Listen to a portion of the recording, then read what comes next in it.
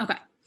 I want you guys to look out at this picture of this beautiful city, very serene, beautiful colors. Look at the water, how nice and blue it is, and the cute red boats. And I want to tell you an ancient Hebrew legend. There's an ancient Hebrew legend that says that when God was creating the world, the seas were flooding until it got to the city. And when it got to the city, so they quote a pasuk from Sefer Iyov, "Va'oman ad po tavo ve'lo tosif," that the water should come up to here, and then they take the words ad po and they change it to ad ko. Ad ko means until here also, and they get the name Akko. So according to an ancient Hebrew legend, the beautiful city that you're looking out is the city of Akko, named Akko because of this legend. Now, where is Akko in Israel? So if you open the map, and of course I always start from Jerusalem because that's really our central area, an hour and 49 minutes. It's very up north. I'm going to give you a list of things that you can do at Akko. It's maybe you could do it in a day, you might need two, and there's things that couldn't even fit on the list that you need another day. So I really I give this recommendation to a lot of people it's hard, but maybe to not stay in Jerusalem when you come to Israel, or go to only at the end or at the beginning, because Israel has so many fantastic places, and seeing that it's 2 hours away, you can't drive there and back. You would need to be, you can, but it'd be easier not to. So we're going to be focusing on the wonderful city of Akko today and some things that you can do there. I want to add in, of course, where do we see Akko in the Tanakh? So in Sefer Shoftim, when it talks about the Shevatim conquering Eretz Israel, it says, Asher lo horish et yoshevei Akko. That Shevet Asher, they were going to conquer the area of Akko, which is right near the sea, and they weren't able to. And Akko's history goes back thousands and thousands and thousands of years, tons and tons of people living there, and we see this reference in Sefer Shoftim. Now, here is a more zoomed in picture of the beautiful city that we saw by the water, and you notice that there are a lot of walls. And Akko, if I had to characterize in one sentence, I would say it's a city of layers upon layers upon layers. Similar, a lot of similarities to Yerushalayim, that is layers and layers and layers and layers, and people just building on top and on top. And here's another example. We're going to talk later on about what this is. We see more walls and arches being built one after the other. And the primary question we're going to ask today is, how can we appreciate Akko's layers? And the sub-question, or really the main question, why we're talking about all of this, is how can we appreciate the layers within us? Because I really believe that you can go and you can see a place, it could be nice, but then if you take it a step further and connect it to your own life, well, then the place is that more amazing.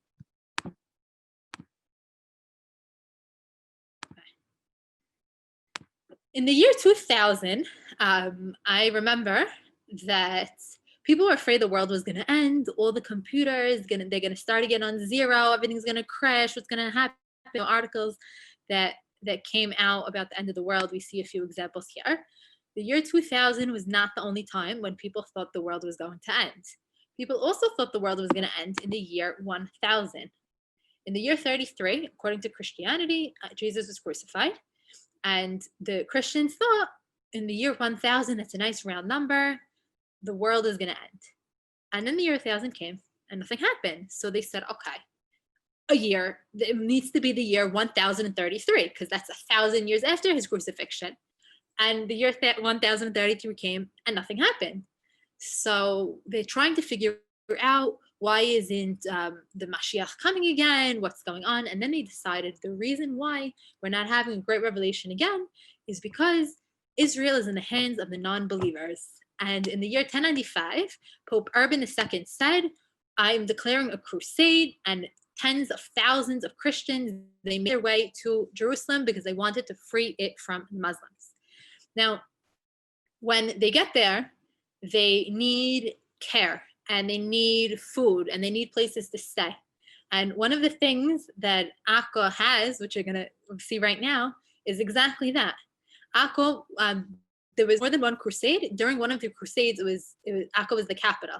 And one of the wonderful things that is hiding there, here, this line, God wills it, that was what spurred the people on. God wills it, God wants us to go and free the Holy Land. That's basically the crusades in a line. So they get to Akko and they need somewhere to stay. And what built was this fantastic fortress. And after we look at it a little bit, I'm going to tell you how it was discovered, which is even more amazing.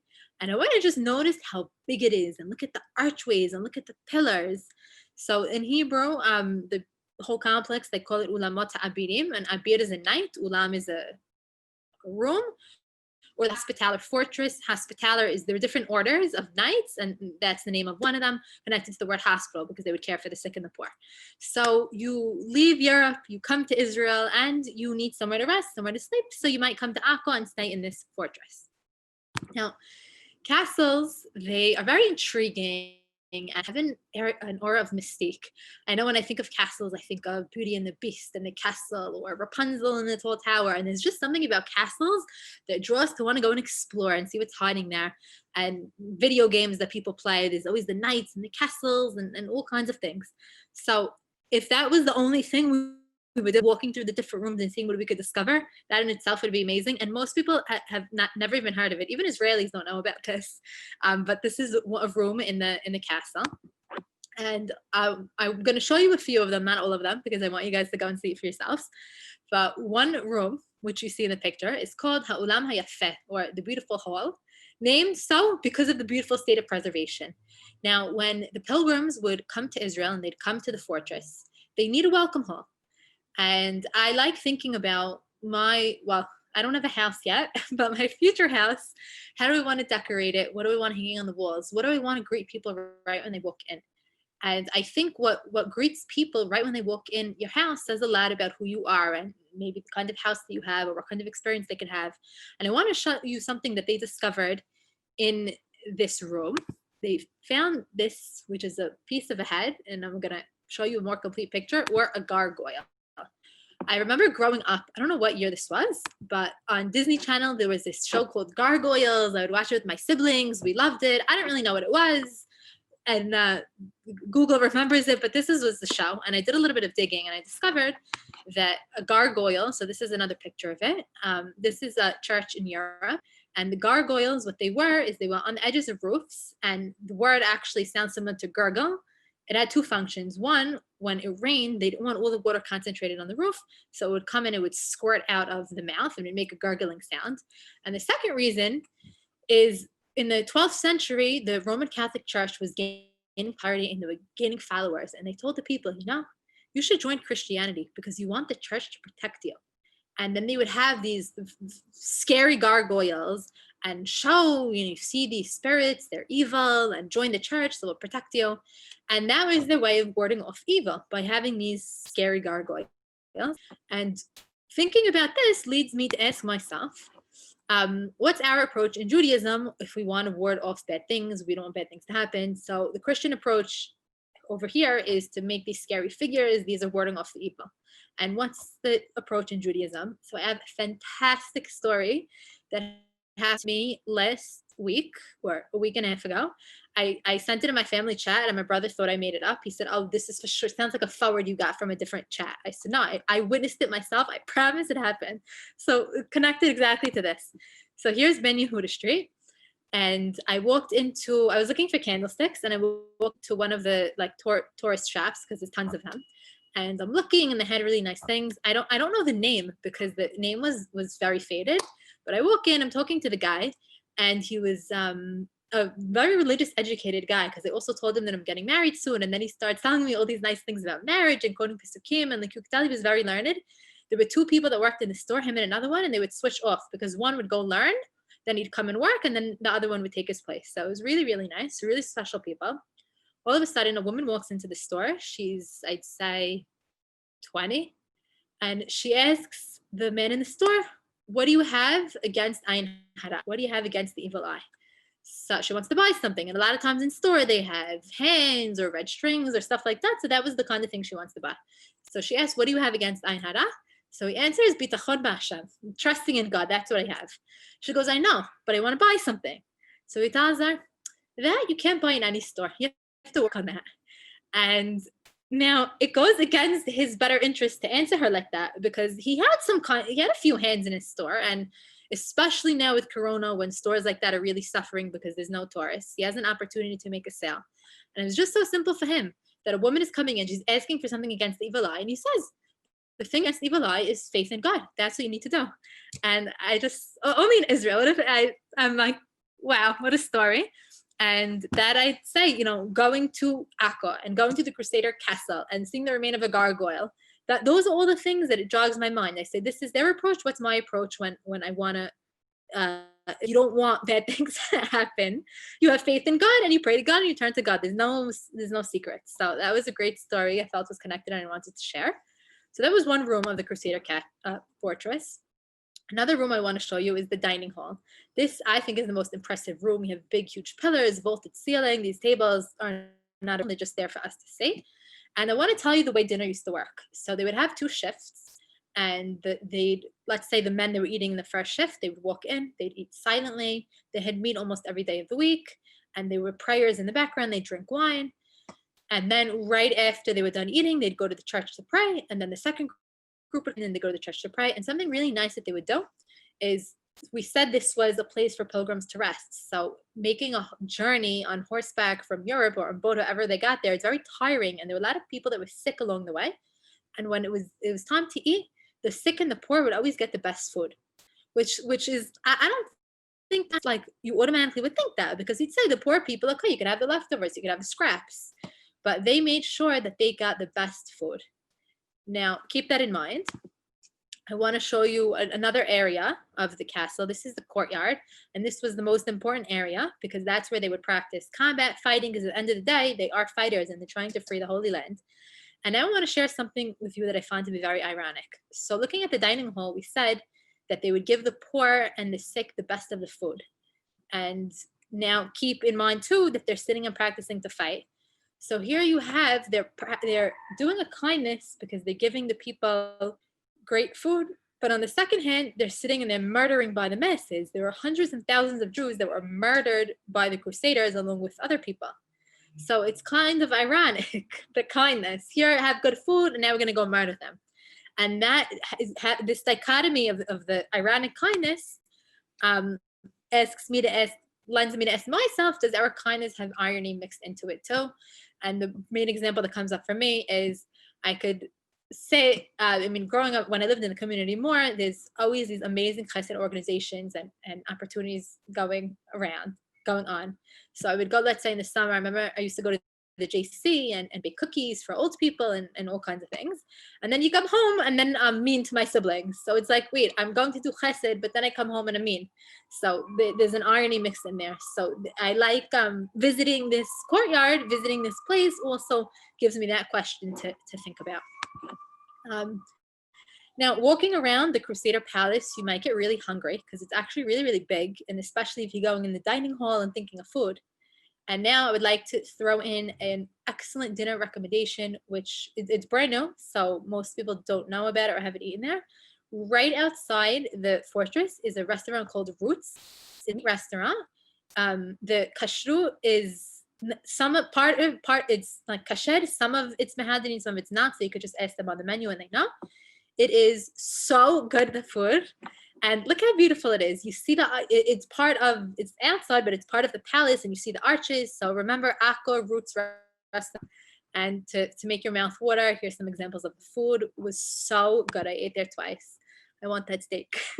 So that after you go and visit, I'm not going to leave you without something to buy. It happens to be a little bit of hard to find kosher food in Acco. There's a lot of Jews that live there, but at least the old part, where you're walking around, there's a lot of Arabs living there, so the food, it's hard to find kosher food, but this restaurant is kosher, amazing. Keep it in mind your next trip to Israel. And now I want to answer what I asked you guys previously. I said, how was all of this discovered? So we're looking now at the courtyard. I want you to picture mounds and mounds and mounds of dirt on it, because in the 1700s, so we have the Crusaders in the 1099, 1100s, and then in the 15, 16, 17, 1800s, we have the Ottomans. And in the year 1700, the ruler Dahar al-Omar, he said, I want to build a palace. So it was somewhat covered up already because there's always tons of wars going on. And back then there's no bulldozers. So when they want to build, they don't clear the area. They just build on top. So he just covered it all in dirt and he built a palace on top of the area. And then the palace eventually was a jail. And I'm going to mention in a sentence, but I'm not focusing on it at all. If you see all these arches and this building on top, what it is a British jail. the British, they jailed a lot of people, and then there's this famous Acco prison break that happened there, and no one really knew about this whole castle. It was buried underground, and it was just covered up. And the prisoners, when they would walk around on top because there was nothing underneath. Now, looking at records, there was some vague memory of people that there might have been something, because they knew it was a Crusader city. And the first digs began in 1921. And then actually in 1947, when the Jews, the members of the Lechi, of the Irgun, they were trying to get out, they would dig. And this reminds me of, what's that movie? The Shawshank Redemption. And they happened to discover one of the rooms of the palace because they're digging, and then it didn't work. And then they tried another area. And then later on, the British saw that the foundations of the prison wasn't so good, so they dug further. And now we have this fantastic palace that nobody knows about because it was all covered up in dirt.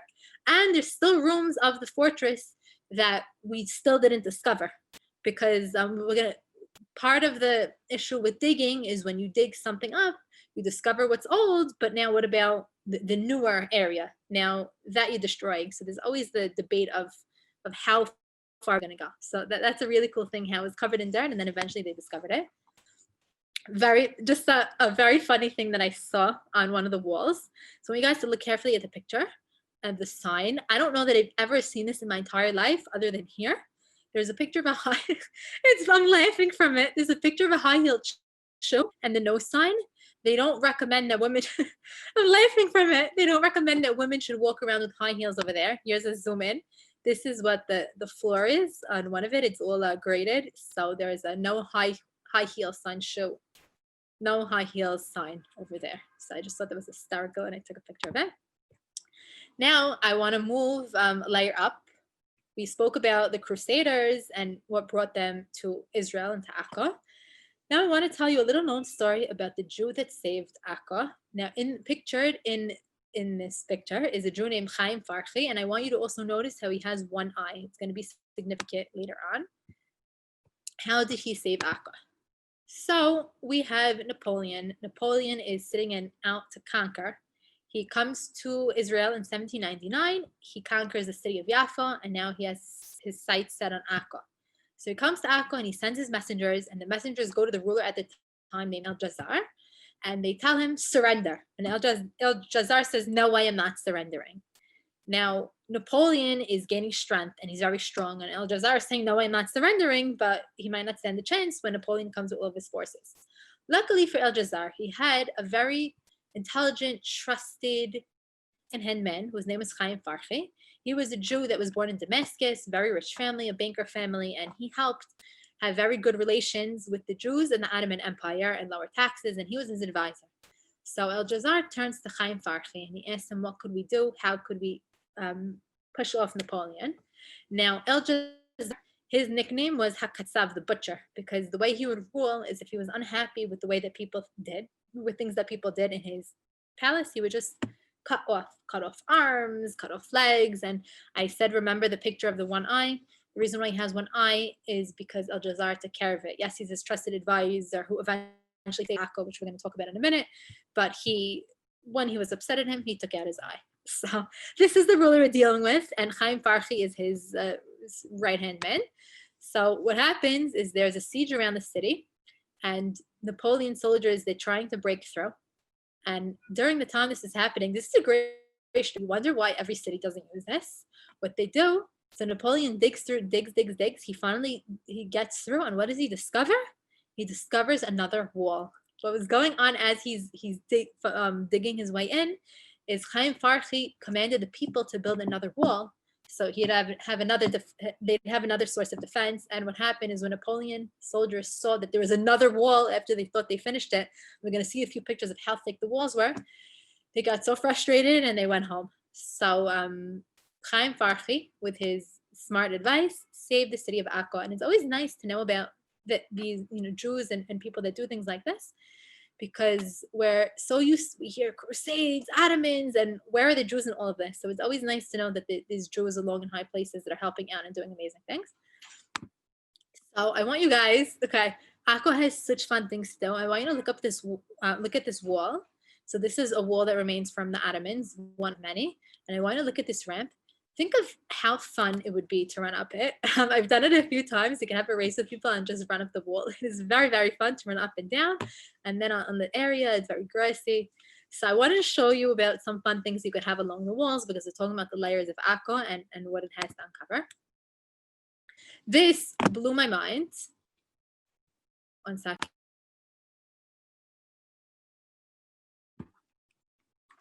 Right, we know we're used to picturing from roommates from castles moats. This over here is a moat, and in the walls are so big that they're playing a soccer game inside. I was blown away when I saw this, and also thought how fun for them, because the ball, it gets to bounce off the wall, so it doesn't go all the way far. So these boys in Acco are finding a fun way to take advantage of it. And now we're going back to a picture we saw earlier with the walls and the beautiful water. It's so fun just to walk through it. Over here, you see a guy jumping off. That's what you see when you go to Acco. It's very, very high. He's standing, let's say, over here where my mouse is. Not exactly over here, but that's like the distance. And they literally jump into the water. It's so much fun to watch them. So that's another thing you can get a show of people jumping in. Look at the alleyway. If I didn't tell you where it is, you might think it's the old city. There's a lot of similarities to it. Also, Tzfat has an old look to it, but it's a different feel. And you could spend the whole day just walking around and exploring. It's a really, really fun thing to do. And now I want to go back to the boats that we saw in the beginning, in the first picture.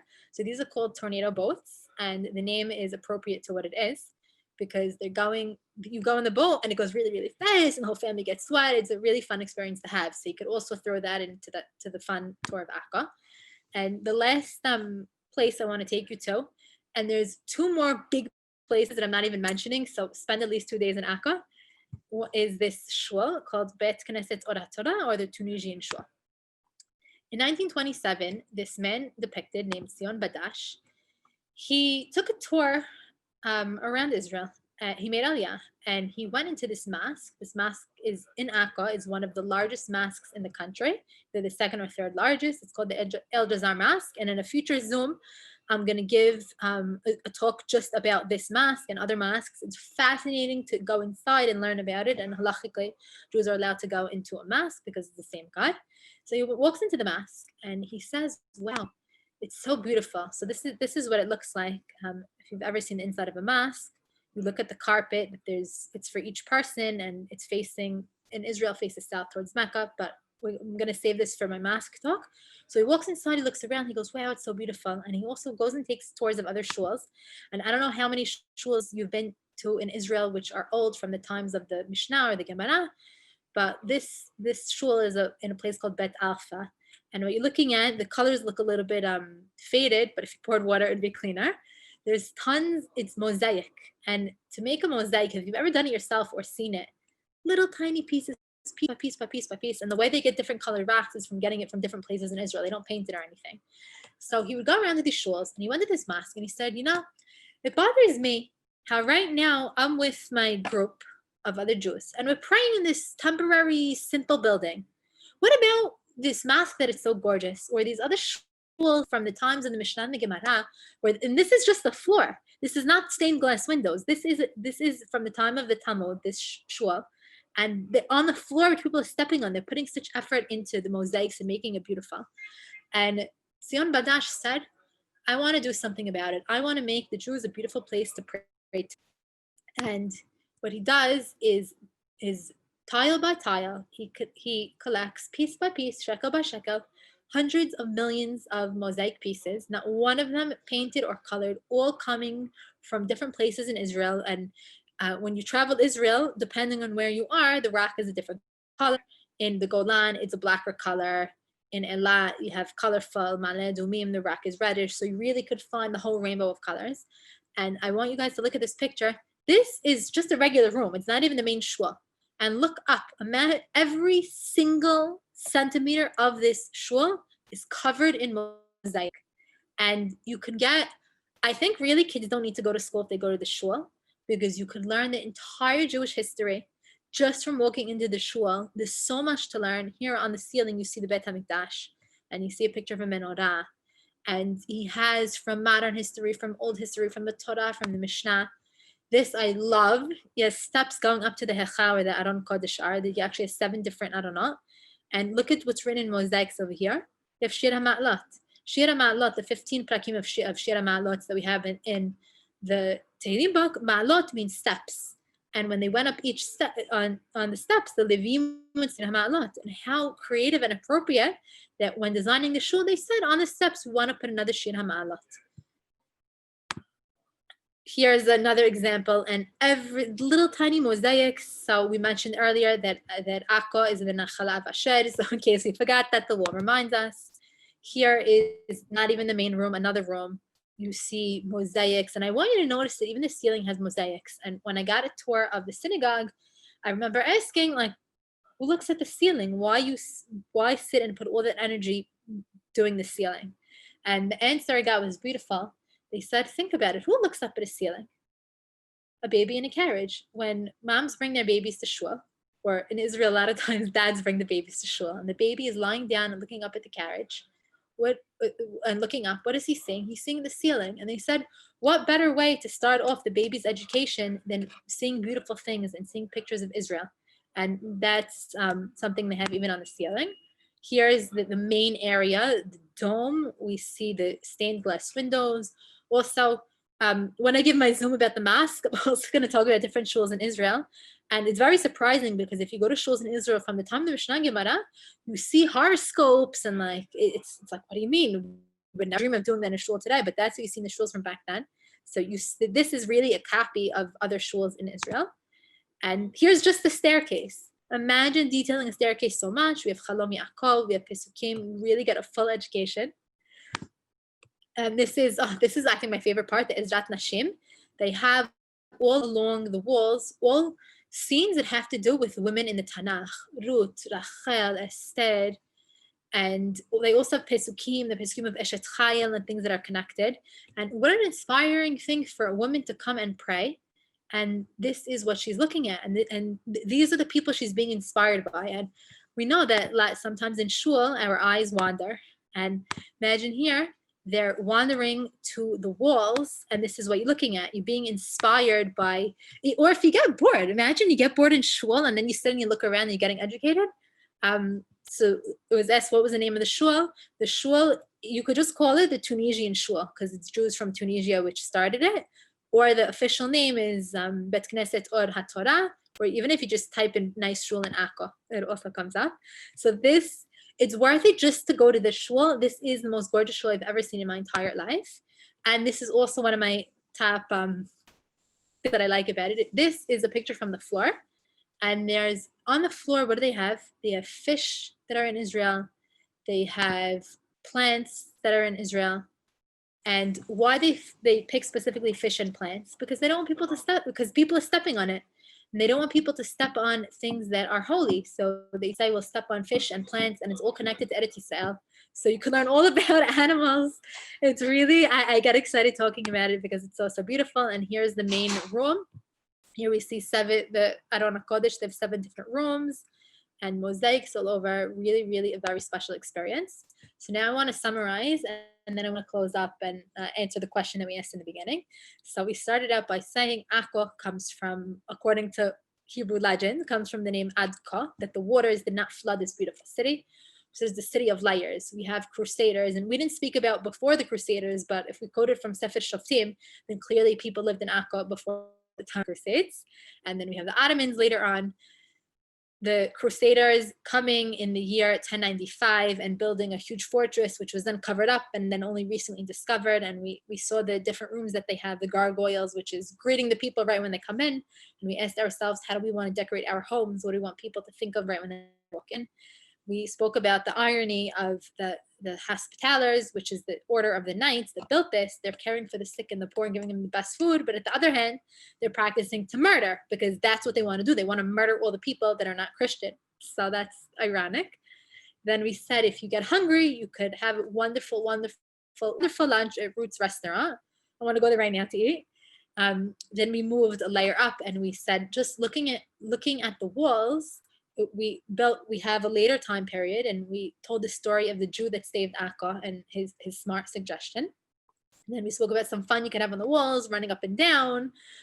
walking through, which is similar to the old city. If you're brave enough, I'm not brave enough to jump into the Mediterranean Sea like all those boys that do it. And you could go on a fun boat ride with your kids or without your kids. Really a great experience. And all this is walking distance. You don't need a bus, you don't need a car. And the shul, this is the highlight. Also, if you do, I mean, you could really find it all on Google, but if you come to Israel and you need help, like you could always call me. And with the shul, you have to call the man. He passed away, so now his daughter runs it, but she's not always there, and the shul's not always open. So you really do have to coordinate. But it's all local, so it's not a big deal if it's closed. You could just later. Then we saw the gorgeous shul, and the question we asked was, how can we appreciate Akko's layers? Now, going to Akko, it's a complicated city to understand because there's so many things that happen. You see, this wall's from that time period. This is from that. This is like, it's just so much, and it's hard to make sense of it all. And I like taking that on a personal level because I think about my own life or us as human beings. Sometimes we have things in our life that we're not so proud of and they want to cover up, or dirt or things that happened. And it's all a part of who we are. And what makes Akko a beautiful city is specifically the layers. It's what makes it problematic because you don't know how to make sense of it, but it's what makes it beautiful. Because it's so beautiful that in the same day, or even looking at once, you could see something from the time of the Crusades, and then think about all those questions. What does it bring up in you? Or even in our own life, if I think about things that I am proud of or not so proud of, a layer of my soul, a layer in my body, what lessons does that leave with me? And then you go higher up and you see from the Ottomans and you think of the advice that Chaim Farhi gave, and then you walk on the walls, and it gives me an appreciation for how complicated human beings are, and that the complication is really the beauty of it. And that's one of the things I like thinking about when I'm walking around and having my great lunch at Roots restaurant. And at the end of the day, we have all the layers and all the things that went on, which leaves us with this beautiful city. And anyone spending a day here in the city, mentioned the Tanakh, in the north of Israel, is just a wonderful, wonderful experience. And I recommend going to visit Akko. And there's so much more I didn't even suggest, but that I'll do another time. And I want to thank you so much for joining. I really enjoyed speaking about another city of Eretz Israel, as I always do. And I hope to see you in Israel soon. I will continue praying for Israel to open up its borders. Thank you, everybody, for joining. Thank you, Adele. It was beautiful. You're welcome. Thank you.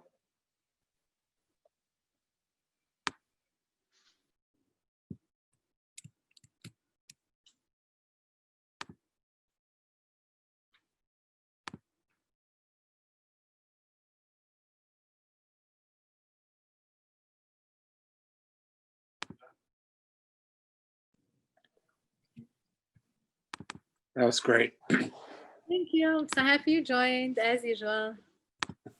Take care. Bye.